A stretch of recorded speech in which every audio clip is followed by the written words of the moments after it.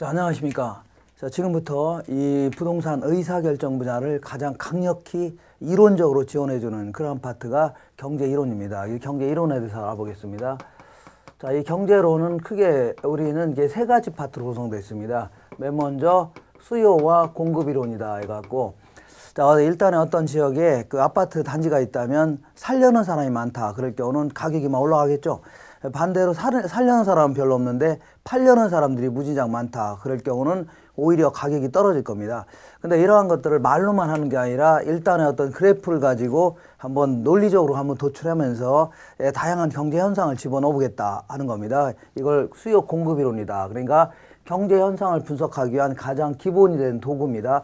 그리고 수요와 공급이 만나는 점에서 거래가 이루어지는 시장이 형성되는데, 이러한 시장은 부동산 그 시장은 그 일반 재화시장과는 다른 특성이 좀 있다는 얘기죠. 이런 걸 좀 알아보는 게 이 파트입니다. 마지막으로 이 시장은 항상 시간이 지남에 따라서 이 경기가 좋아졌다 나빴다를 반복할 수 있죠. 이걸 경기 변동이다 이렇게 해주는데, 어쨌거나 이러한 분야를 공부하는 게 우리 경제론입니다. 그래서 통상 수요 공급이론에서 한 5문항 정도 나옵니다. 5문제. 적지 않은 문제입니다. 40문항 중에. 그 다음에 시장론에서는 한 2문제 정도, 뭐 적게는 1문제, 그 다음에 경기 변동에서 1문제 정도, 이렇게 물어봅니다. 그러니까 이 수요 공급 이론에 초점을 두고서 그 공부하시는 게 이 파트다. 이렇게 알고 계시면 되겠네요.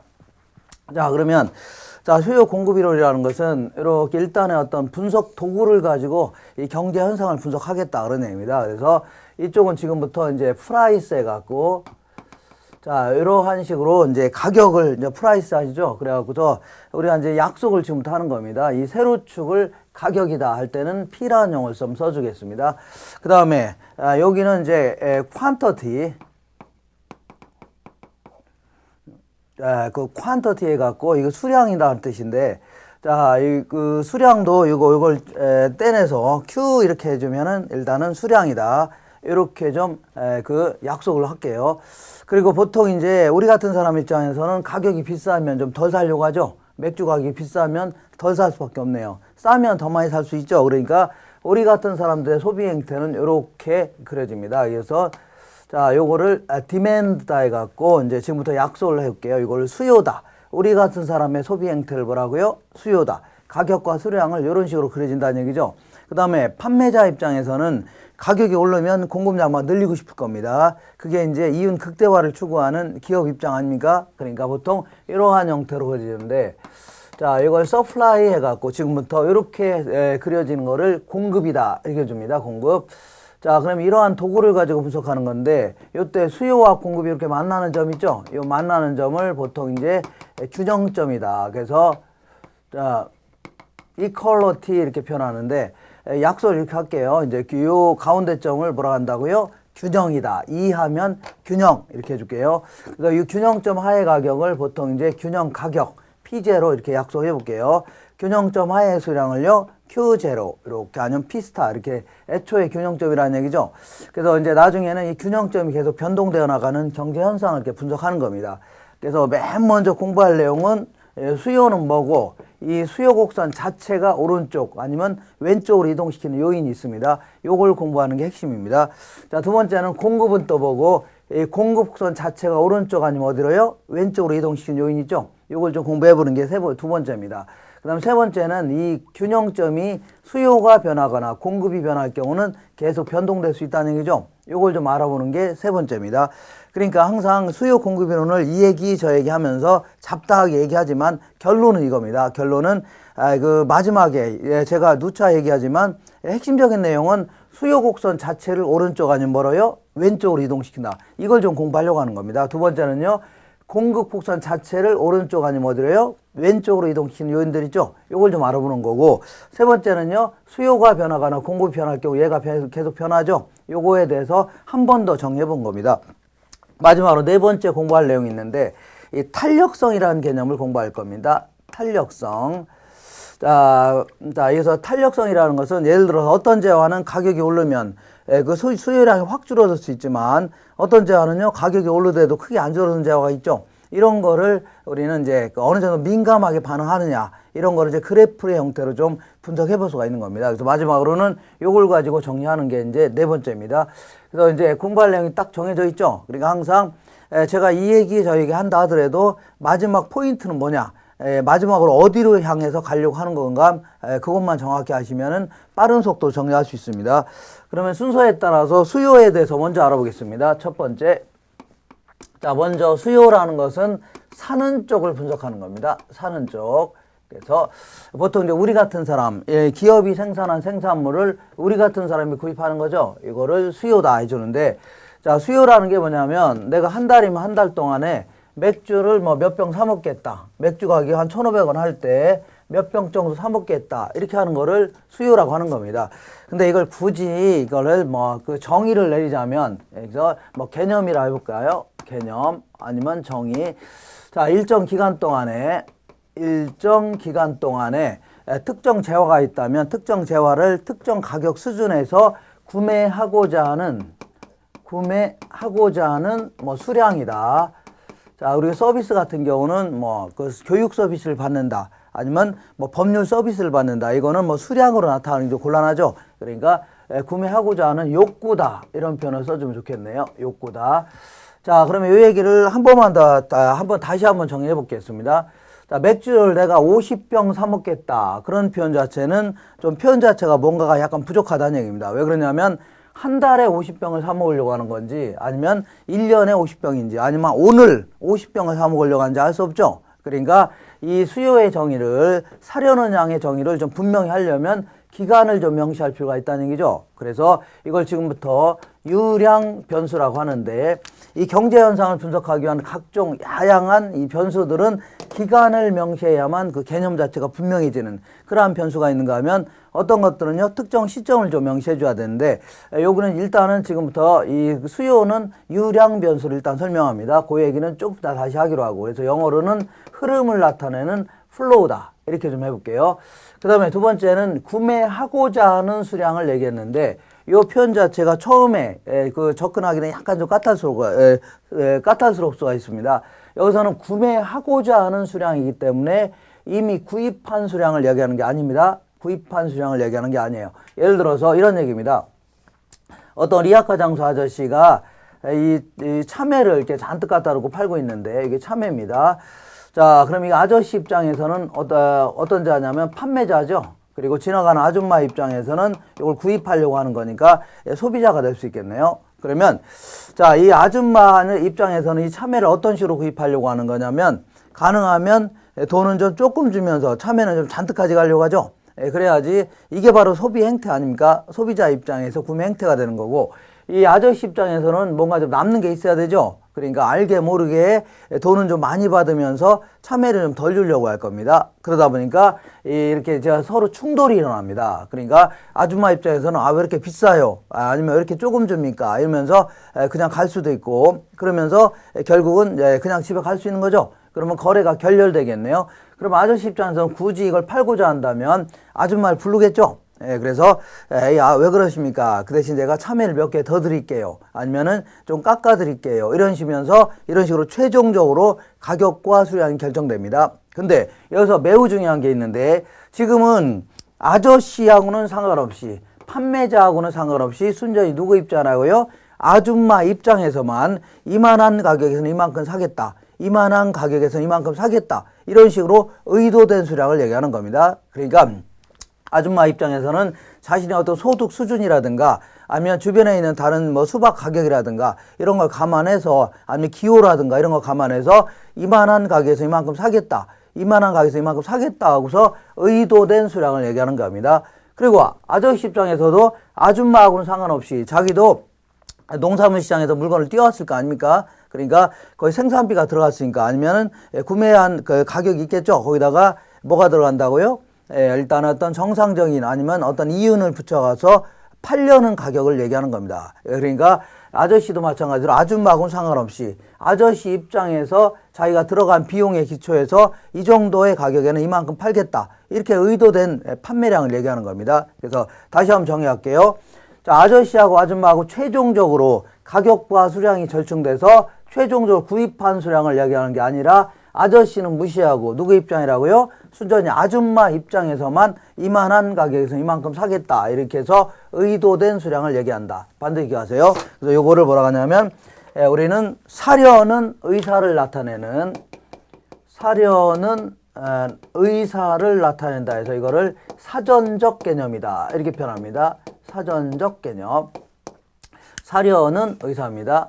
글씨가 좀 엉망이 됐는데, 자, 그 다음에 요거는 반드시 이렇게 이제 구매력을 갖춘 수요가 돼야 됩니다.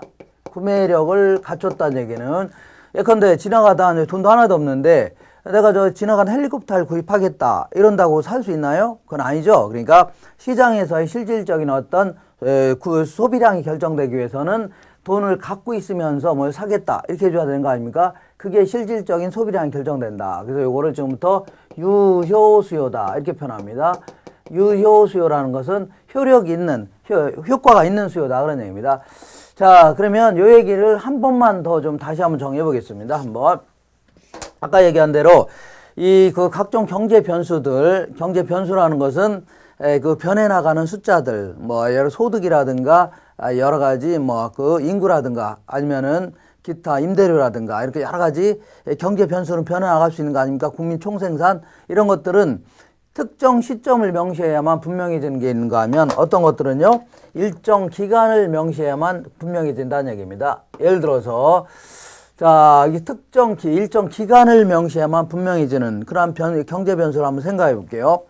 어떤 아주머니가 이렇게 주변에 있는 그 아줌마들을 모아놓고 우리 남편 급여가 1,000만 원이다.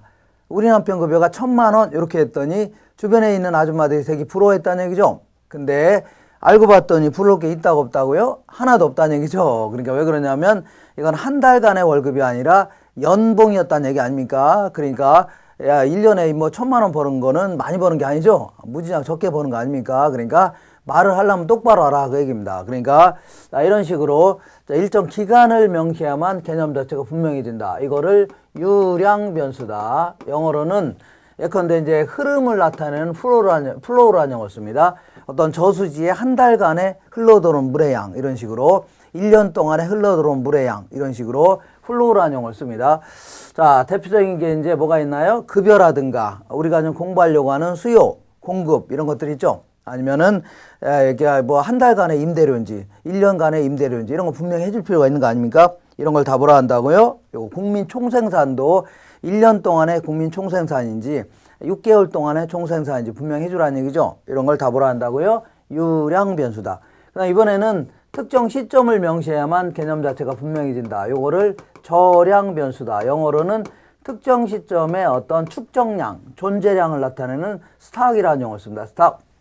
예컨대 어떤 지역의 인구가 26만 6,325명이다. 이런 식으로 표현했을 때는 매우 잘못된 표현이라는 얘기죠. 매우는 아니지만 어쨌거나 잘못된 표현이다. 왜 그러냐면 인구라는 것은 계속 변동될 수 있는 거죠. 그러니까 작년 말 다르고 올해 초 다르고 어제 다르고 오늘 다르고 오늘도 이사 간 사람 있을 거 아닙니까? 그러니까 계속 변동된다 그런 얘기입니다. 그렇기 때문에 인구가 몇 명이다 이렇게 표현한 건 잘못된 표현입니다. 항상 특정 시점을 딱 명시한 다음에 작년 말 현재를 기준으로 해서 26만 6,325명이다. 이런 식으로 해주라는 얘기죠. 이런 거 뭐라 한다고요? 저량 변수다 했던 겁니다. 그래서 대표적인 게 조금 전에 얘기한 것처럼 이런 인구수라든가 거기 나와 있는 것처럼 우리나라 국가부가 5천조다. 이 국부라고 합니다.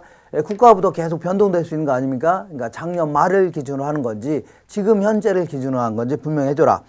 외환 보유액이 달러가 2천억 달러가 있다. 그럴 경우에도 달러 보유액은 계속 변화할 수 있는 거죠. 그러니까 항상 특정 시점을 명시해 주라는 얘기입니다. 어떤 지역에 그 존재하는 주택량 이것도 마찬가지로 특정 시점을 명시해야 되죠. 왜냐하면 존재량이라는 것은 계속 새로 지어지기도 하고 기존의 주택은 철거할 수도 있는 거 아닙니까? 그러니까 항상 특정 시점을 명시할 필요가 있다는 얘기입니다. 자, 그래서 우리가 이제 일반적으로 얘기하는 수요는 유량 변수 설명합니다. 근데 나중에 예외적으로 우리 주택 시장에 가서는 때로는 저량으로 설명하는 경우도 있으니까 그때는 그때 예외적인 내용을 그때 하기로 할게요. 이번에는 이런 얘기를 해볼게요. 어떤 얘기냐면 유효 수요라는 게 있고 또 뭐가 있다고요? 유효 수요의 반대가 잠재 수요입니다. 잠재 수요. 유효 수요를 이게 실질적인 수요다. 그 다음에 잠재 수요는요, 뭐 예비적 수요 이렇게 표현합니다. 자, 유효 수요라는 것은 돈을 갖고 있으면서, 그러니까 내가 돈을 갖고 있으면서 TV를 구입하겠다, 아니면 BMW 구입하겠다 이렇게 하는 걸 뭐라 한다고요? 유효 수요다. 이렇게. 거기에 비해서 잠재 수요는요, 돈도 없으면서 지나가는 어떤 승용차를 보더니 나 저거 살랜다 한다고 살 수 있는 건 아니죠. 이걸 잠재 수요다. 근데 왜 이걸 잠재자를 써놨냐면 이분은 BMW 사고는 쉽죠. 사고는 싶은데 뭐가 없다는 얘기요? 돈이 없다는 얘기 아닙니까? 그러니까 그 돈이 생기면 살 수도 있다는 얘기 아닙니까? 그러니까 유효 수요자로 얼마든지 전환이 될 수가 있다는 얘기죠. 그러니까 구매력을 못 갖춘 수요를 하더라도 만약에 뭐 소득이 늘어날 수 있죠.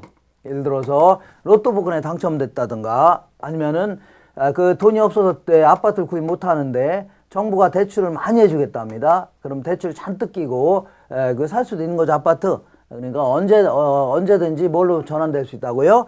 유효 수요자로 전환이 될 수 있다. 이거 좀 기억하시고, 그다음에 수요는 본원적인 수요라는 게 있고 파생적인 수요라는 게 있습니다. 파생. 자, 그래서 본원적 수요를 뭐 직접적인 수요다. 그 다음에 파생적인 수요를요, 간접 수요다. 이렇게 얘기하는데, 이때 이제 일반적으로 이 그 본원적 수요라는 것은 우리 같은 소비자 입장에서 기업이 생산한 생산물에 대한 수요, 이런 걸 일반적으로 뭐라 한다고요? 본원적 수요라고 하는 겁니다. 거기에 비해서 기업 입장에서 생산 요소에 대한 수요를 권한다고요? 파생적 수요다. 이렇게 얘기합니다. 일반적으로. 예를 들어서 자, 우리 같은 사람 입장에서는 기업이 만든, 건설업체가 만든 주택에 대한 수요가 증가했다고 쳐볼게요. 주택에 대한 수요가 증가하게 되면 건설업자는 신났죠. 어떤 지역에다가. 그러니까 아파트 잔뜩 짓고 싶겠네요. 근데 아파트 잔뜩 지으려고 하는데 아파트 나와라 뚝딱 하면서 나오는 게 아니라, 아파트 지으려면 건축 자재도 있어야 되고 노동력도 있어야 될 거 아닙니까? 그 다음에 또 뭣도 있어요? 토지도 있어야 되는 거죠. 이런 것들을 뭐라 하면 생산물을 생산하기 위해서 투입되는 요소다. 그래서 줄여서요, 생산 요소라는 겁니다. 그러니까 이런 것들에 대한 수요가 덩달아 증가할 수 있죠. 그러니까 요 수요가 증가하니까 요 수요가 덩달아 증가한다. 이걸 뭐 한다고요? 파생적 수요라는 겁니다. 파생적. 이렇게 해서 이 수요의 개념을 좀 간단히 좀 알아봤습니다.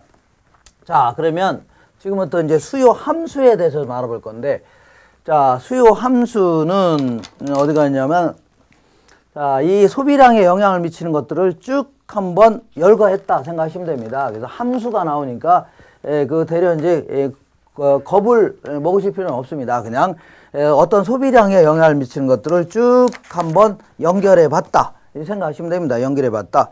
예컨대 지금부터 이제 그 수요 함수라고 할게요. 수요 함수인데 약소를 이렇게 해볼게요. X제가 있는데 항상 지금부터 X제는 요번에 분석하려고 하는 제화. 이거 생각해 볼게요. 그 다음에 Y제라는 것은 주변에 어떤 제화가 있을 수가 있는 거죠. 이런 거를 Y제라 해볼게요. Y제. 자, 그러면 X제는 어떤 제화냐면 그 대림 아파트라고 쳐볼게요. 부동산을 예를 들어 볼게요. 대림 아파트. 그 다음에 Y제는 대림 아파트 근처에 삼성 아파트 한번 생각해 볼게요. 삼성 아파트다. 이렇게. 자, 그러면 여기가 이제 여기 어떤 갑이라는 사람이 어떤 지역에다가 이 대림 아파트를 좀 구입하려고 합니다. 대림 아파트를 좀 구입하려고 하는데, 이 대림 아파트의 소비량에, 이게 대림 아파트라고 쳐볼게요. 대림 아파트의 소비량, 지금부터 Q 하면 수량인데, 이 수량은 때로는 소비량이 될 수 있고, 때로는요, 판매량이 될 수 있는 겁니다. 지금은 X제의 소비량에 영향을 미치는 것들을 쭉 한번 나열을 해보겠습니다. 나열. 자, 갑이라는 사람은 보통 사람인데, 자, 일단은 갑이 한 1억 정도 갖고 있습니다. 현금은 1억을 갖고 있는데, 좀 대림 아파트를 몇 평 정도 구입할 수 있나? 이거 한번 몇 평 정도를 구입할 수 있을 것인가를 한번 쭉 한번 나열해 보는 겁니다. 먼저 대림 아파트의 가격.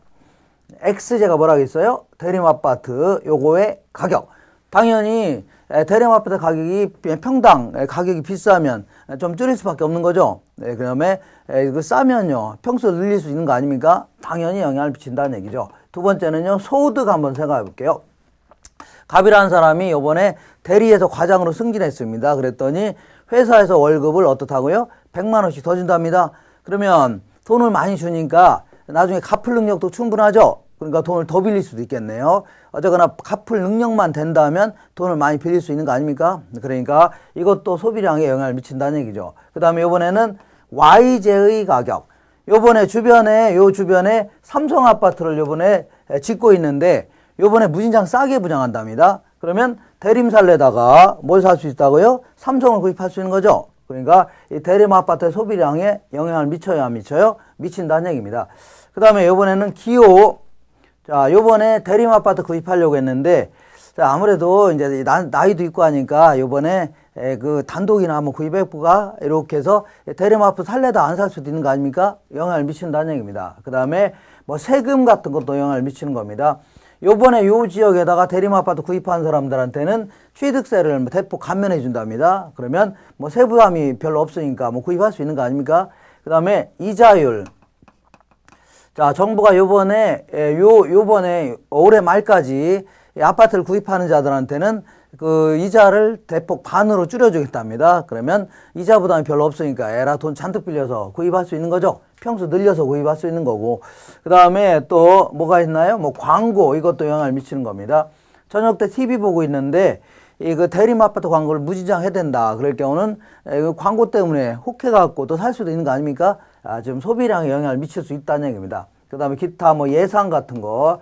앞으로 요 지역의 아파트 가격이 올라갈 거라고 예상된다. 그럼 지금 사는 게 나아요? 올라간 다음에 사는 게 나아요? 지금 당장 살려고 하겠죠. 그러니까 그 소비에 영향을 미친다는 얘기죠. 그럼 결국은 어떤 재화에 그 대림 아파트의 소비량에 영향을 미치는 것들을 쭉 한번 나열해 봤더니 이런 것들에 의해서 영향을 받는다는 얘기죠. 결국 이런 것들에 의한 비례 혹은 반비례 관계가 있다. 그러면 더 유식한 표현으로 이런 것들에 의한 함수 관계가 있다. 펑크션 해줄게요. 이렇게 F자를 딱 써놓으니까 상당히 그 고급 수학 같이 보이는데 사실은요, 이런 것들에서 영향을 미친다 생각하시면 됩니다. 이런 것들에서 영향을 미친다.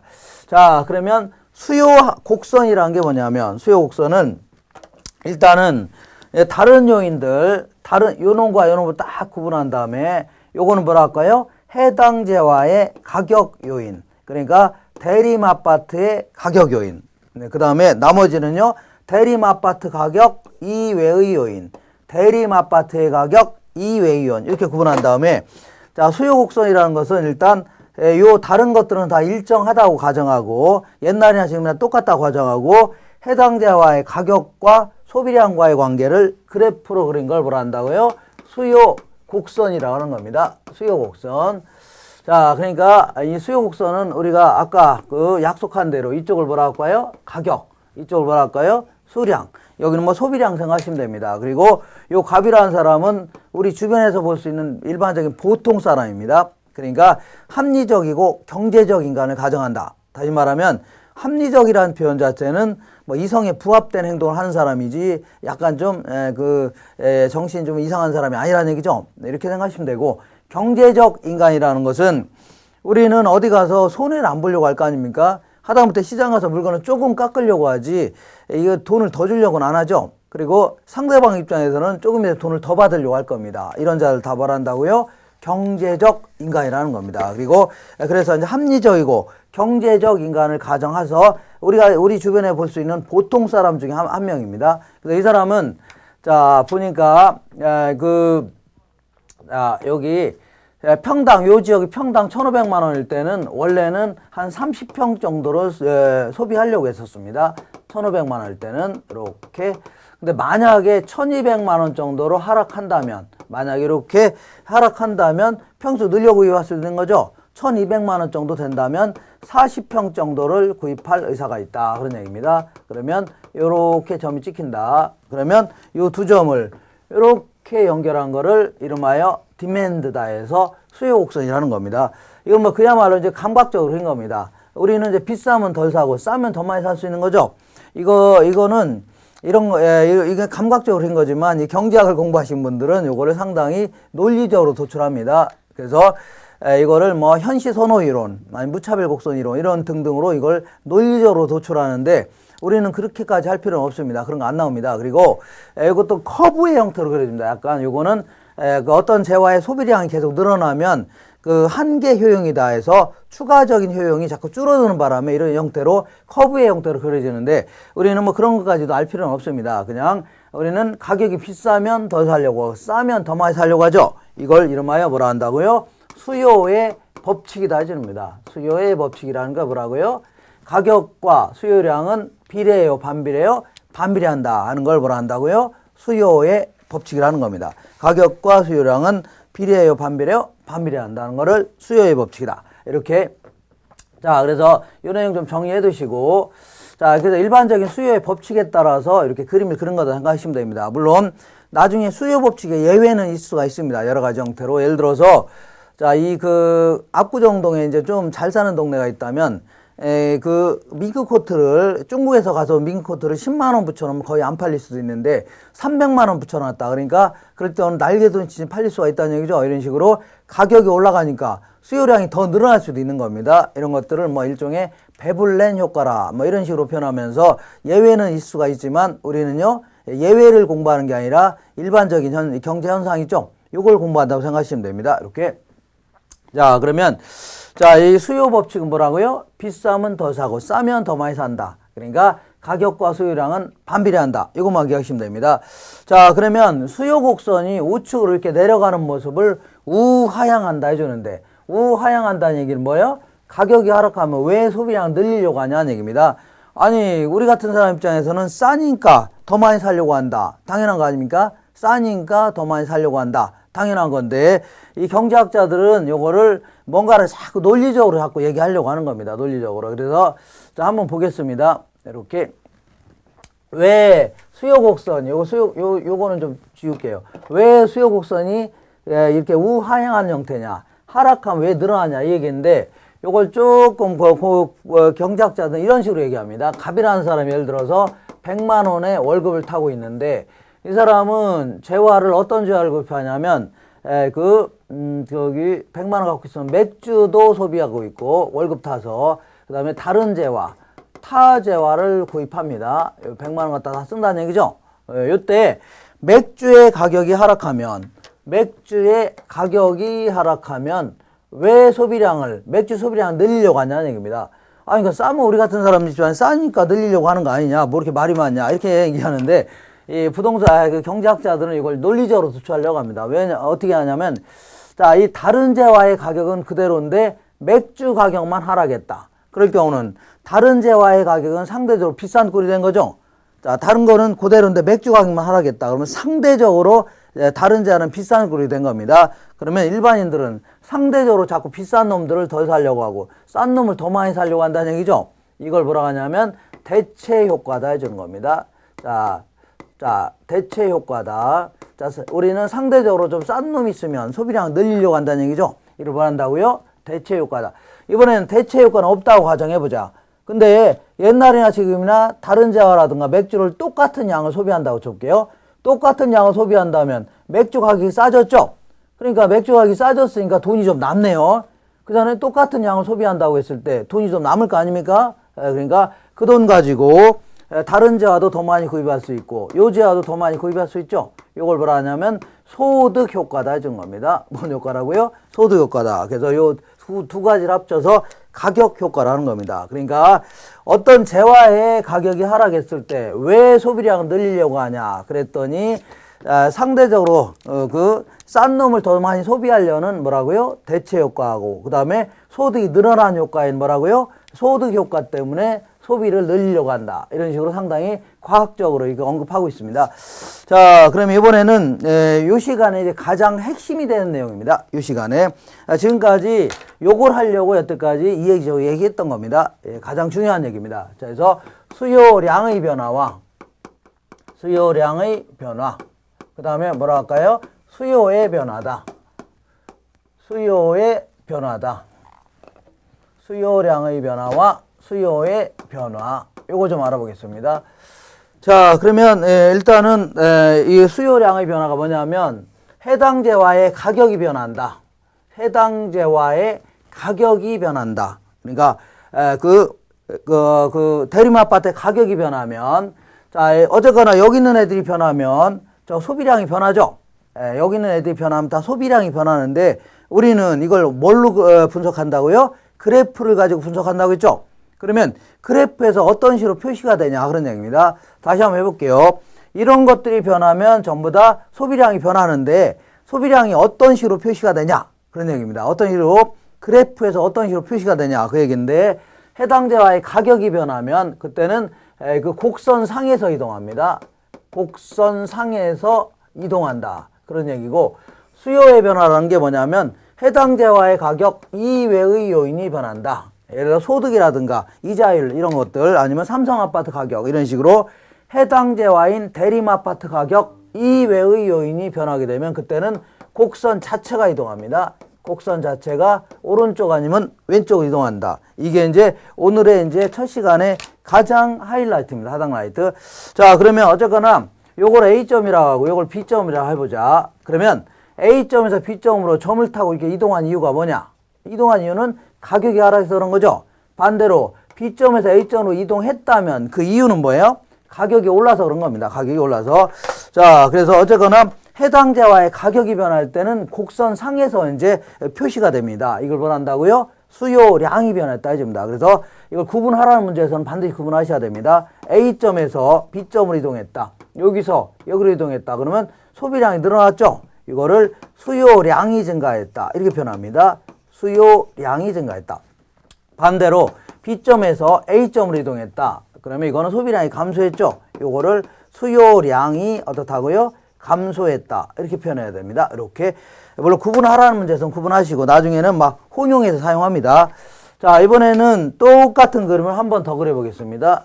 이거는 누구 입장이라고요? 갑이라는 사람인데 가격, 이거는 수량입니다. 가격 수량. 자, 그래서 거기 보시니까 자, 똑같은 1,500만 원일 때 이 사람은 30평 정도를 소비하려고 했었고 점을 찍어 보겠습니다. 이렇게. 근데 1,200만 원을 하락한다면 신났죠? 그래서 한 40평 정도를 소비하고자 한다. 이렇게. 자, 이렇게 해서 이렇게 연결한 거를 뭐라 한다고요? 수요 곡선이라고 하는 겁니다. 이 삐딱하네요. 근데 이제 저번 달까지는 이 사람은 이런 식으로 살려고 했었습니다. 저번 달까지는. 근데 요번 달부터 이 사람이 뭐라냐면 대리에서 과장으로 승진했습니다. 대리에서 과장. 그러다 보니까 회사에서 월급도 더 준답니다. 과장으로 승진하니까. 그랬더니 그래서 원래는 1,500만 원일 때 얼마요? 30평짜리 구입하려고 했는데 한 몇 평이라고요? 40평짜리 또 구입할 수 있는 거죠. 그러니까 돈 많이 준다니까 돈을 더 많이 빌릴 수 있는 거 아닙니까? 그 다음에 1,200만 원일 때는 40평 정도 구입하려고 하는데 가장 큰 49평짜리도 구입할 수 있는 거죠. 그러면 이렇게 연결해 보겠습니다. 이걸 D1이라 해보자.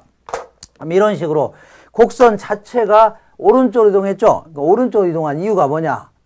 오른쪽으로 이동한 이유는 여기를 한번 잠깐 보겠습니다. 자, 여기 보니까 뭐가 변했다고요? 소득이 변해서 그런 거죠. 소득이. 지금부터 이런 것들이 변하게 되면 해당제와의 가격 이외의 요인이 변하게 되면 그때부터 뭐라고요? 곡선 자체가 막 움직이기 시작합니다. 이걸 뭐 한다고요? 수요가 변했다 해주는 겁니다. 이번에는 이 사람은 대리로 해서 과장으로 승진은 못했습니다. 안타깝게 떨어졌습니다. 근데 엎친 데 덮친 격으로 이번 달부터 정부가 은행 이자라고 할까요? 금리를 대폭 인상하겠답니다. 대폭. 갑자기 외국의 영향을 받아서. 그래서 안 되겠다. 이거 괜히 돈 빌렸다가는 돈 갚기도 힘들어질 판이죠. 그러니까 원래는 1,500만 원일 때 몇 평이라고요? 30평을 소비하려고 했는데 지금은 소비량을 줄일 수밖에 없네요. 25평 정도로. 그 다음에 1,200만 원일 때는 몇 평이요? 40평을 소비하려고 했는데 지금 줄일 수밖에 없는 거죠. 이렇게 줄일 수밖에 없네요. 그래서 이렇게 한번 그려보자. 이런 식으로. 이거 D2로 이동했죠. 이런 식으로 곡선 자체가 이번에는 왼쪽으로 이동했죠. 왼쪽으로 이동한 이유는 뭐라고요? 이자율이 변경돼서 그런 거죠. 지금부터 해당제와의 가격이 변하면 곡선 자체가 오른쪽 아니면 어디로 움직인다고요? 왼쪽으로 움직이는데 이걸 뭐라 한다고요? 수요가 변했다 입니다. 수요가. 그래서 용어 자체도 분명히 해주셔야 됩니다. 어떻게 해야 되냐면 여기서 수요 곡선 자체가 D에서 D1으로 이동했다. 여기서 여기로 왔다는 얘기죠. 이거를 수요량이 증가했다. 이렇게 해주면 안 되고 수요가 증가했다 해줘야 됩니다. 수요가 증가했다. 반대로 D에서 D2로 이동했다. 이걸 뭐라 한다고요? 수요가 감소했다. 이렇게 해줍니다. 그러니까 어쨌거나 이따 공급도 마찬가지로 증가는 우측, 감소는요 왼쪽. 증가는 우측, 감소는요 좌측 해주면 됩니다. 다만 간혹가다 자 저기 문제에서 이 표현 자체를 이렇게 하기도 합니다. 여기서 여기로 이동했다 그러면 가격이 고정된 상태는 오른쪽 이동했죠. 근데 수량이 고정된 상태에서는 이렇게 위로 이동했네요. 그러니까 우상향 이동했다 이렇게도 얘기합니다. 그 다음에 반대로 수요가 감소하는 경우는 그 가격이 고정된 상태에서는 왼쪽 이동했죠. 좌측으로 이동했다. 그 다음 수량이 고정된 상태에서는 아래로 이동했을 거 아닙니까? 그러니까 좌하향 이동했다 이렇게도 얘기합니다. 그래서 일단은 헷갈리시면 일단은 증가는 우측, 감소는요 좌측. 무조건 이것만 기억하시면 됩니다. 그리고 나중에 굳이 헷갈리시면 그림 얼른 그려보시면 금방 해결이 될 겁니다. 이렇게 해서 오늘의 핵심은 수요 곡선 자체를 오른쪽으로 갈 건지 어디로 갈 건지요? 왼쪽으로 갈 건지 이게 바로 핵심이라는 것만 반드시 기억하시면 됩니다. 자 그러면 자 조금 전까지는 이걸 다시 한번 보겠습니다. 조금 전까지는 소득이 증가하니까 요런 것들이 변하면 곡선 자체가 움직이는데 여기서 요 내용을 조금만 더 자세히 좀 알아보겠습니다. 자세히 알아보는데 어떤 내용을 알아보냐면 자 여기서 이제 이 아까는 소득이 증가하니까 수요를 증가시켰죠. 대림 아파트 같은 경우. 근데 어떤 제한은 소득이 증가하니까 오히려 수요를 감소시키는 제한도 있다는 얘기죠. 그래서 이 소득과 관련돼서 조금 자세히 알아보겠습니다. 첫 번째. 자, 아까는 소득과 관련돼서 소득이 증가하면 일반적인 제한은 수요를 증가시켰죠. 근데 어떤 제한은 소득이 증가하니까 오히려 수요를 감소시키는 제한도 있다. 그런 얘기입니다. 자, 예를 들어서, 갑이라는 사람이 대리에서 과장으로 승진했으니까 이 겨울철에 석유 같은 건 잔뜩 구입하려고 할 겁니다. 그렇지만 예전에 연탄 때 썼는데 연탄 안 살려고 하겠죠? 돈 많이 버는데 뭐하러 연탄 때입니까? 그래서 지금 이런 것들은 오히려 수요를 감소시켰네요. 그 다음에 대리에서 과장으로 승진하게 되면 고급 주택 같은 경우는 수요를 증가시키려고 하는데 이 달동네 같은 데 있는 저급 주택들 이런 것들은 안 살려고 하겠죠? 오히려 감소시키려고 한다 그런 얘기죠. 그래서 자 지금부터 수요가 증가, 소득이 증가할 때 수요를 증가시키는 제한을 정상제 이렇게 표현합니다. 아니면 우등제다. 근데 소득이 증가하는데 오히려 수요를 감소시키는 제한가 있다면 그거는 뭐라고요? 열등제다 이렇게 얘기합니다. 열등제 혹은요 하급제 이렇게 얘기합니다. 그래서 문제에서 어떤 제한가 정상제이다. 그럴 경우 소득이 증가하면 우측으로 이동시키라는 얘기입니다. 항상 어떤 쪽으로 얘네들이 변할 때 어떤 쪽으로 이동할 건지 이게 핵심입니다. 지금 이게 그 다음에 만약 어떤 제가 열등제다 그러면 소득이 증가할 경우는 안 살려고 하겠죠. 수요를 감소시켜라고 얘기합니다. 감소시켜라. 자 이번엔 두 번째 아까는 그 분석하려고 하는 제한을 대림 아파트 그 다음에 주변에 있는 아파트를 삼성 아파트라고 쳐보자. 그러면 삼성 아파트 가격이 올랐다. 그럼 삼성 안 사고 대림을 더 사려고 하죠. 삼성 살려는 사람이 삼성 안 사고 대림을 더 살 수 있겠네요. 반대로 삼성 아파트 가격이 이번에 무진장 싸게 분양한답니다. 그러면 삼성을 더 사고 대림을 안 살 수 있는 거죠. 이런 식으로 자 결국 다시 한번 해보겠습니다. 삼성 아파트 가격이 이번에 무진장 비싸다. 그럼 삼성 살래도 삼성 안 사고 대림을 더 살 수 있죠. 그럼 결국 얘를 얘로 대체한 꼴이 되겠네요. 그래서 자 이러한 제어를 뭐라고 하냐면 대체제 이렇게 얘기합니다. 대체제. 그래서 자 이 바꾸어 소비에도 만족감의 차이가 없다면 가능하면요 상대적으로 싼 놈을 더 많이 소비하려고 한다는 얘기죠. 이런 걸 대체제다. 그러니까 대체제는 삼성 아파트 가격이 올랐다. 그럼 얘 안 사고 얘는 더 살려고 하죠. 소비량이 반대로 움직입니다. 근데 어떤 경우는 같이 움직이는 경우도 있다. 그런 얘기입니다. 자, 그래서 한번 보겠습니다. 이번에는 그래서 이게 약간 헷갈리는데 항상 요것만 기억하시면 됩니다. 요번에 분석하려고 하는 자를 오비 맥주. 주변에 있는 다른 자를 하이트 맥주라고 해볼게요. 하이트. 이렇게.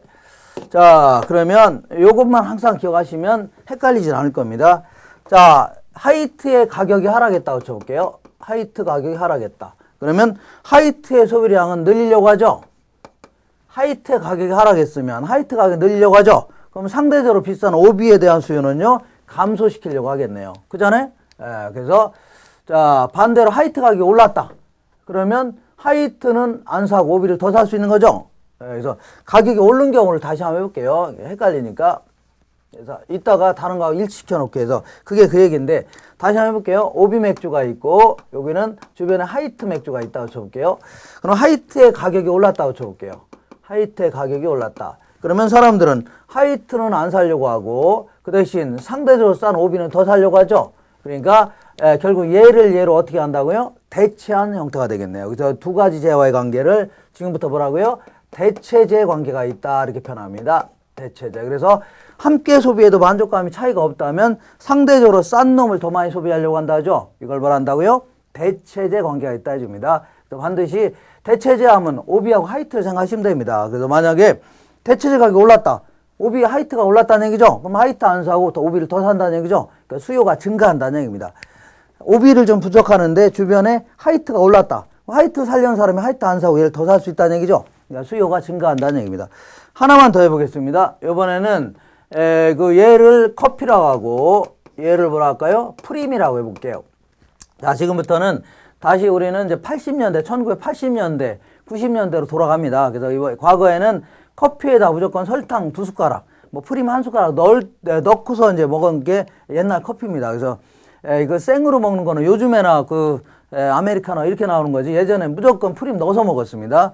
프림 같은 거 안 넣으면 커피가 아닌 줄 알았습니다. 그리고 블랙으로 먹는 사람도 약간 좀 이상한 사람이다. 이게 저걸 써 죽겠는데 뭐 저 생으로 먹고 있나 이런 적도 있었습니다. 근데 요즘에는 막 많이 그 소비 행태가 달라져서 그렇지. 자, 그러면 어쩐지 얘네들은 같이 뭐 타먹는 재화다 그런 얘기입니다. 그러니까 어쩐지 같이 가는 것 같네요. 얘네들 자꾸 얘가 부산 가는데 얘는 서울 가려고 하는데 얘가 만약 부산 가면 얘도 같이 부산 가려고 한다 그런 얘기입니다. 만약에 프림 가격이 올랐다고 쳐볼게요. 그러면 프림의 소비량을 줄이려고 하죠. 비싸니까. 근데 프림도 없는데 커피만 더 넣어서 뭐합니까? 쓴 거 못 먹는다고 했죠. 그러니까 얘도 덩달아 소비량을 줄이려고 하겠네요. 이런 식으로 함께 거꾸로 해볼게요. 프림 가격이 하락했다. 그럼 프림 더 사려고 하죠. 얘도 덩달아 더 사려고 하겠네요. 그러니까 함께 소비해야 만족감이 커진다. 이런 재화를 뭐라 하냐면 보완재다 이렇게 합니다. 그래서 우리 문제에서 만약에 어떤 재화에 있어서 보완재 가격이 올랐다. 그럼 해당 재화의 수요는요 감소시켜야 됩니다. 헷갈린다 그러면 커피하고 프림만 얼른 써놓으면 됩니다. 이게 오늘의 이제 가장 헷갈리는 게 요겁니다. 요것만 잘 정리하시면 그 앞부분은 완벽히 정리가 되는 겁니다. 그리고 나머지는 뭐 그 쉬운 얘기들입니다. 만약에 소비자의 선호도가 변했다. 예를 들어 단독주택을 좋아하다가 요즘에는 아파트가 좋아졌다 그러면 뭐 대림아파트 소비량이 늘어날 수 있는 거 아닙니까? 수요의 증가 요인이다. 그다음에 금리가 변했다. 예를 들어서 시장 이자율이 하락하게 되면 은행에서 돈 많이 빌리고 싶겠죠. 수요가 증가될 수 있는 요인이 되는 겁니다. 미래에 대한 가격 변화가 예상된다. 가격 상승이 예상된다. 담배 가격이 올라갈 거로 예상된다. 그럼 지금 사는 게 나아요? 올라간 다음에 사는 게 나아요? 지금 당장만 살려고 하겠죠. 피지도 않을 거면서 당장 이런 거를 수요가 증가하는 요인이 되는 겁니다. 기타 요인이다 해서 인구가 증가한다. 그러면 이 지역에 전체적인 시장 수요는 늘어날 겁니다. 한 사람 수요뿐만 아니라 시장 전체에서 광고가 증가하거나 세금이 인하됐다. 이런 것들은 수요가 증가하는 요인이다. 그래서 오늘의 핵심적인 내용은 자 보세요. 이런 거를 뚫어지게 쳐다보면서 요것들이 변하면 곡선 자체가 오른쪽 아니면 어디로 왼쪽으로 간다는 거 기억하시고 소득이 증가할 때 수요를 증가시키는 재화가 있는가 하면 어떤 재화는요. 소득이 증가하니까 수요를 감소시킨다는 얘기죠. 이런 재화도 있다는 얘기죠. 그리고 얘를 뭐라 할까요? 오비맥주 얘를 하이트라고 하면 하이트 가격이 올랐다. 그럼 하이트 안 사고 얘를 더 살 수 있죠. 수요가 증가하는데 얘를 커피라고 얘를 프림이라고 할 거예요. 프림 가격이 올랐다. 프림 안 사려고 하고 얘도 덩달아 안 사려고 하죠. 요것만 잘 기억하시면 됩니다. 몇 번 연습하시면 될 겁니다. 자, 지금까지는 갑이라는 사람의 소비를 중심으로 해서 알아봤는데 자, 시장 전체의 수요에 대해서 알아보겠습니다. 이거를 개별 수요 곡선과 그 다음에 시장 수요 곡선이다. 이렇게 얘기하는데 시장. 자, 이 어떤 지역에 이 맥주를 여기 이거 생각해. 대림아파트를 살려는 사람이 갑과 요 지역에 대림아파트 살려는 사람과 사람이 갑과 을밖에 없다고 쳐볼게요. 갑과 을밖에 없다. 그래서 갑은 아까 그 사람입니다. 가격, 수량 이렇게 한다면 소비량 생각하시면 됩니다. 갑이라는 사람은 아까 그 분양가가 1,500만 원이라면 몇 평이라고요? 30평 정도를 소비하고자 했죠. 이렇게 요점이 찍히네요. 근데 만약에 1,200만 원 정도라면 한 40평 정도 소비하고자 한다. 요게 이제 갑이라는 사람 입장에서의 수요 곡선이 되는 겁니다. 근데 을은 좀 돈이 많지는 않습니다. 한 7천만 원 정도밖에 안 돼요. 그래서 이 사람은 1,500만 원일 때는 몇 평이라고요? 그중 제일 작은 20평 정도를 소비하려고 했습니다. 20평. 근데 만약에 1,200만 원 하락한다면 그래도 한 30평 정도는 소비할 수가 있다는 얘기죠. 30평. 이렇게 그린 게 누구의 수요 곡선이라고요? 을이라는 사람의 수요 곡선입니다. 근데 시장에는 요 대림 아파트 살려는 사람이 갑과 을밖에 없다고 했죠. 그러면 대림 아파트 시장 전체의 수요 곡선은 이렇게 그리면 되는 겁니다. 가격, 수량, 수요량. 그래서 그 가격이 1,500만 원일 때는 갑은 몇 평이라고요? 30평. 을은요? 20평. 합치니까요. 총 50평 정도를 시장 전체에서 소비하려고 하네요. 이렇게. 자, 요점이 찍힌다. 그 다음에 자, 1,500만 원일 때는, 그 다음에 1,200만 원일 때는요. 1,200만 원일 때는 갑은 40평, 을은 몇 평이라고요? 30평. 시장 전체에서는 몇 평이라고요? 70평 정도를 소비하고자 하네요. 그러면 요점이 찍힌다. 그러면 두 점을 이렇게 연결한 거를 시장 전체의 수요곡선이라는 겁니다. 근데 이제 대림 아파트 살려는 사람이 2명만 있는 건 아니겠죠? 이 수많은 소비자들의 수요곡선을 모조리 합쳐야 되는 겁니다. 그러면 수요곡선이 뒤로 한 1000m 뒤에 가 있을 겁니다. 그러면 이 부호를 바꿔갖고 나중에 공급자하고 이제 같이 연결시켜서 이제 분석해야 됩니다. 그리고 만약에 대림 아파트 수요뿐만 아니라 주변에 있는 요 지역에 있는 모든 아파트 있죠? 다른 뭐 삼성 아파트 또 있고 또 뭐 또 있어요? 뭐 서해 아파트라든가 아니면 뭐 꿈에 그린 한화 아파트 별게 다 있을 거 아닙니까? 그런 수요 곡선을 모조리 합친 걸 답한다고요? 지역 전체의 수요 곡선이다. 이렇게 정리할 수 있겠네요. 지역 전체의 수요 곡선이다. 자, 그래서 이렇게 해서 정리하시고 그 다음에 그 부동산의 수요에 대해서 간단히 좀 알아보겠습니다. 자, 우리 이제 아까는 맥주 수요를 주로 얘기했는데 부동산의 수요에 대해서 유형별 분류다 해서 신규 수요가 있고 교체 수요가 있는데 신규 수요는 최초로 뭐 부동산을 구입하는 사람들 있죠? 이런 걸 신규 수요라는 겁니다. 최초로 부동산 시장에 들어와서 부동산 같은 거 구입하거나 아니면 부동산 빌리겠다는 얘기 아닙니까? 예를 들어 결혼하게 되면 아파트 하나 구입할 수 있죠? 이런 걸 신규 수요다. 그 다음에 교체 수요는 한 20년 정도 살다 보면 이제 그 다른 아파트 팔고 다른 아파트 구입할 수 있는 거 아닙니까? 이런 걸요 교체 수요라는 겁니다. 그 다음에 개축과 재축은 공법상의 용어입니다. 개축이라는 것은 일종의 이제 건물 자체가 노후화돼 갖고 이걸 철거한 다음에 동일한 규모 정도로 다시 축조하는 거 있죠. 이런 거를 개축 수요다. 거기에 비해서 재축 수요라는 것은 재라는 게 천재지변 이런 거 생각하시면 됩니다. 천재지변도 노후화 멸실돼서 멸신 파손돼서 동일한 규모로 다시 축조하겠다는 걸요 재축 수요라는 겁니다. 그 다음에 단독 수요가 있고 지분 수요가 있는데 단독 수요는 혼자 사는 거고 지분 수요는요 와이프하고 남편이 같이 50% 지분으로 이렇게 같이 살 수도 있죠. 같이 공동으로 살 수도 있네. 이런 거를요 지분 수요라는 겁니다. 자가 수요와 차가 수요는 자가 수요는요 그 소유 목적으로 구입하는 거를 자가 수요다. 거기에 비해서 차가라는 것은 빌리겠다는 얘기입니다. 자가 빌리는 수요. 그러니까 임차 목적으로 전세라든가 아니면 월세 살겠다고 거기 시장에 들어가서 돈 치르고 계약하는 걸 뭐라고 한다고요? 그 차가 수요라는 겁니다.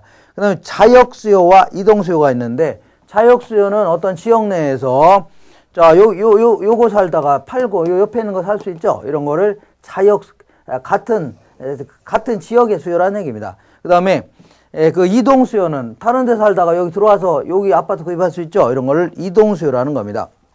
그 다음에 자, 부동산 수요의 증가 요인, 감소 요인. 여기에 이제 지금까지 한 얘기를 결론입니다. 결론. 자, 요거를 한번 지우고 지금까지 한 것의 결론은 여태까지 시끄럽게 떠들었지만 사실은 요게 결론입니다. 자, 수요 곡선은 가격과 여기는 수요량이라고 쳐볼게요. 이렇게 해서 시장 전체 수요 곡선이 이렇게 그려진다면 자, 이 수요 곡선 자체가 오른쪽으로 이동할 수도 있고 그 다음에 왼쪽으로 이동할 수도 있죠. 이거를 수요가 증가했다. 수요가 감소했다. 부동산학에서는 이거를 수요의 발생 요인, 예를 뭐라고요? 제약 요인 이렇게 표현합니다. 한번 읽어보겠습니다. 시장 전체를 한번 생각해 볼게요. 시장 전체에서는 인구가 증가했다. 그러면 수요가 증가하겠죠. 그 다음에 가구가 분리되어 있다. 그러니까 핵가족화다. 예전에는 4대가 한꺼번에 살 때는 집이 한 채면 됐는데 지금은 뿔뿔이 흩어서 살려고 한다. 그럼 네 채가 필요하죠. 그러니까 이런 식으로 하면 아파트 수요는 증가하는 겁니다. 그 다음에 혼인에 의해서 분가한다. 그러니까 아버지 밑에 살 때는 집이 없어도 되는데 아버지에서 떨어져 나가서 혼인하게 되면 집 한 채 필요하죠. 부동산 수요는 증가하는 겁니다. 지금 뭐 하는 거예요? 수요의 증가 요인들을 좀 알아보는 겁니다. 부동산과 관련돼서 조금 자세히 공공시설을 위한 용지 확보다 해서 정부에서 주민들이 자꾸 도로를 내달라, 공원을 만들어달라 이러면 토지 수요 같은 거 증가할 수 있다는 얘기입니다. 정부 입장에서. 그 다음 소득 수준이 향상됐다 그러면 아파트 살려는 사람이 그만큼 많아질 수 있죠. 그 다음 그런 얘기고. 자, 주의식이 변했는데 이용의식에서 소유의식으로 변했다. 그러니까 이용의식이라는 것은 뭐 아파트가 내 집이 뭐 필요하냐, 전월세 살면 어떠냐, 잠만 자면 되지 이런 의식 구조에서 아니야 그래도 내 집은 있어야 돼 이러한 소유의식으로 바뀌면 수요는 증가하는 겁니다. 그 다음에 취득세라든가 재산세 같은 거 감면해 주겠답니다. 그럼 이번 기회에 뭐 부동산 구입하려고 달려줄 수 있는 거죠. 수요의 증가 요인. 금리가 인하됐다 그러면 이자 부담 없으니까 뭐 돈 좀 많이 빌리고 싶죠. 수요의 증가 요인이 되는 겁니다. 그 다음에 거기에 이번에는 수요의 감소 요인을 알아보는 겁니다. 제약 요인, 감소 요인이라고 하는데 당해 부동산이 고가다. 이 얘기는 가격이 올라갔다 그런 얘기가 아니라 부동산 가격이 50억, 막 100억짜리라는 얘기죠. 그러면 이런 것들은 사려는 사람이 제한될 수밖에 없습니다. 더 자본력을 갖춘 게 몇몇 사람들로 제한돼 있죠. 그런 의미에서 수요의 제약 요인이 된다. 공사법상의 거래 규제가 심해졌다. 웬만한 지역을 그린벨트로 묶어놨다. 그러면 뭐 아파트를 땅도 구입 안 살려고 하겠죠. 그런 얘기 하는 겁니다. 그린벨트로 묶어놔서 그 땅 뭐 필요합니까? 그러니까 그 다음에 유사 부동산의 과잉 공급이다 해서 예를 들어서 주변에 빌라를 잔뜩 지어놨답니다. 잔뜩 지어놔니까 빌라 가격은 하락하겠네요. 그죠? 그럼 빌라는 더 사고 아파트 안 살 수 있죠. 이게 아파트라면. 그러니까 이것도 감소 요인이 되는 겁니다. 하여튼거나 과잉 공급되면 가격이 떨어질 거 아닙니까? 그런 걸 많이 살려고 한다는 얘기입니다. 그 다음에 대체 투자 대상이 호경기다. 그러니까 증권, 주식이라든가 채권 시장이 호경기랍니다. 그러면 이 부동산 구입해서 언제도 볼지 모르죠. 에라 그냥 주식이나 구입하겠다 해서 부동산 수요는 감소할 수 있는 겁니다. 부동산에서 중과세 하겠다 그러면 세금 무서워서 좀 부담스럽죠. 안 살려고 하죠. 당해 부동산이 용도가 특수하다. 그러니까 부동산이 하나의 용도로밖에 못 쓰게 돼 있답니다. 그러면 그 하나의 용도로 쓰려는 사람만 구입하려고 하겠죠. 근데 다양한 용도로 쓸 수 있다. 그러면 수많은 사람들이 달려들겠죠. 그러니까 수요의 증가 요인이 되는 겁니다. 금리가 인상됐다. 그럴 경우는 뭐 이자 무서워서 뭐 돈 빌리겠나요? 아파트 안 살려고 하겠죠. 자, 그래서 그 확인 예제를 좀 보겠습니다. 자, 확인 예제 보시면 다음 중 저량 경제 변수는 몇 개인가? 저량 변수는 뭐라겠어요? 특정 시점을 딱 명시해야만 그 개념 자체가 분명해진다겠죠. 그래서 거기 보면 주택 재고라든가 가계의 재고라는 것은 항상 특정 시점의 존재량을 얘기합니다. 그러니까 저량 변수입니다. 그리고 가계의 자산이죠. 가계의 재산은 계속 변동될 수 있는 거죠. 오늘 1,000만 원, 뭐라고 나갔다고요? 그 대학교 학비로 나갔다. 그러면 확 줄어드는 거 아닙니까? 그러니까 계속 변동되니까 특정 시점을 명시해 줘야 돼요. 그 다음에 도시 인구도 항상 특정 시점을 딱 명시해서 그 날짜에 몇 명이다. 이렇게 해줘야 됩니다. 나머지는 다 유량 변수인데 건물 임대료는 한 달간의 임대료인지 연간 임대료인지 분명히 해주라는 얘기죠. 그 다음에 근로자 임금도 마찬가지입니다. 급여인지 연봉인지 한 달간의 급여인지 월급인지 연봉인지 분명히 해주라. 그 다음에 신규 주택 공급량은 1년 동안에 신규로 공급한 양인지 6개월 동안에 신규로 공급한 양인지 분명히 해줘야 되는 겁니다. 자, 이렇게 해서 주택 재고, 가계의 자산, 도시 인구 규모 요 세 가지가 저량 변수입니다. 그 다음에 이번에 보니까 수요와 수요량의 량에 관한 설명으로 틀린 것은 주택 가격이 상승하면 자 가격과 수요량은 곡선 상에서 움직인다 하겠죠. 그러니까 가격이 상승하면 수요량은 감소한다 하겠죠. 1번 맞는 거고 2번 보시면 부동산 수요량은 특정 가격 수준에서 부동산을 구매하고자 하는 의사도 있어야 되고 그 정도의 능력도 있어야 되죠. 돈을 갖고 있으면 뭐 사겠다 이렇게 놓아야 됩니다. 2번도 맞는 거고 3번에 보니까 부동산 수요는 구입에 필요한 비용을 지불할 수 있는 경제적 능력이 뒷받침된 무슨 수요라고요? 유효 수요의 개념이다. 그러니까 구매력을 갖춘 수요가 되어야 됩니다. 4번에 보니까 순유입 인구가 증가하면 주택 수요가 증가할 수 있죠. 그러니까 유입 인구가 증가하면 수요가 증가하는 겁니다. 영향을 미칩니다. 자, 5번에 보니까 수요 곡선의 이동으로 인하여 수요 곡선이 오른쪽 아니면 왼쪽으로 간다. 수요량 여기 수요 곡선의 이동으로 인한 수요량의 변화. 그 중간에 수요량은 뭐 넓은 의미의 소비량 생각하시면 됩니다. 수요량이 변하는 경우 이를 부동산 수요량의 변화가 아니라 뭐라고요? 수요의 변화다. 곡선 자체가 움직이는 걸 뭐라 한다고요? 수요의 변화다 주는 겁니다. 그러니까 오늘의 핵심은 얘를 오른쪽으로 갈 건지 얘를 왼쪽으로 갈 건지 이것만 잘 좀 정리하시면 되는 겁니다. 그러면 잠시 끊었다가 공급에 대해서 알아보겠습니다.